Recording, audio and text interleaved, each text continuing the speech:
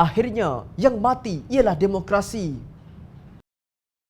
Menteri Undang-Undang Jabatan Perdana Menteri Datuk Taqiyuddin Hassan berkata, kerajaan sedang mempertimbangkan untuk menggubal undang-undang anti berita tidak benar yang baru.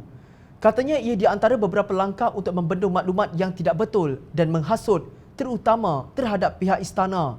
Beliau mendakwa negara ini sedang menghadapi ancaman berita menghasut dan palsu. Pada saat ini, ancaman tersebut ditangani menerusi peruntukan di bawah undang-undang yang sedia ada. Untuk rekod Undang-Undang Anti Berita Tidak Benar, Akta 803, pernah dikuatkuasakan pada April 2018 semasa pemerintahan bekas Perdana Menteri Datuk Seri Najib Razak. Menteri Komunikasi dan Multimedia ketika itu, Datuk Seri Saleh Said Keruak berkata, ia dirancang bagi menjaga keharmonian dan kestabilan negara. Namun, Akta 803 ditentang pelbagai pihak, termasuk Majlis Peguam yang berpendapat Malaysia sudah mempunyai undang-undang yang mencukupi untuk membendung penyebaran berita palsu. Presiden Majlis Peguam, George Varghese berkata, tidak perlu kerajaan memperkenalkan undang-undang baru.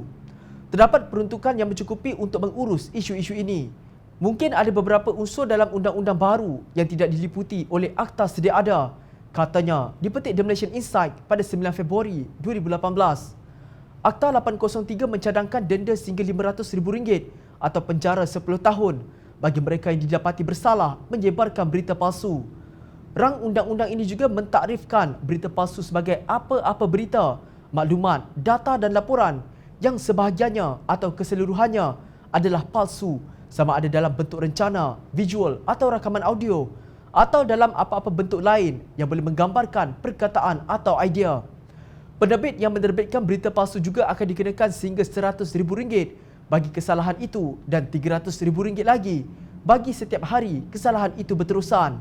Rang undang-undang itu mentakrifkan penerbitan sebagai apa-apa penerbitan bertulis atau penerbitan yang sifatnya serupa dengan apa-apa penerbitan bertulis dan tiap-tiap salinan dan penghasilan semula atau penghasilan semula substansial penerbitan itu. Lapor The Malaysian Insight 26 Mac 2018. Undang-undang zalim yang menyekat kebebasan bersuara dalam sistem demokrasi kini telah dimasukkan oleh Kerajaan Pakatan Harapan. Timbalan Menteri di Jabatan Perdana Menteri ketika itu, Muhammad Hanifah Maidin, berkata, pemansuhan itu dibuat kerana undang-undang dan akta sedia ada memadai untuk mendakwa mana-mana pihak yang membuat berita palsu bertujuan memfitnah. Pemansuhan akta itu sesuai bagi menghapuskan akta yang menzalimi rakyat, katanya menggulung perbahasan RUU itu di Dewan Rakyat pada Oktober 2019. Kini Taqiyuddin berkata, berita palsu digunakan sebagai media untuk menyebarkan bahan hasutan yang kadang-kadang menyinggung perasaan Raja-Raja Melayu.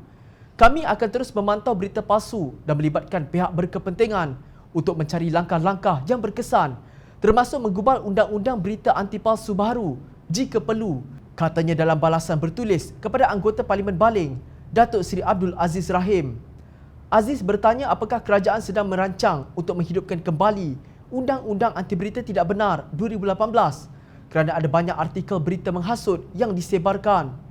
Itulah percubaan seterusnya Kerajaan Perikatan Nasional untuk membunuh demokrasi di negara ini selepas menerima pelbagai cemohan kerana memperuntukkan RM85.5 juta untuk menghidupkan Jabatan Hal Ehwal Khas Jasa.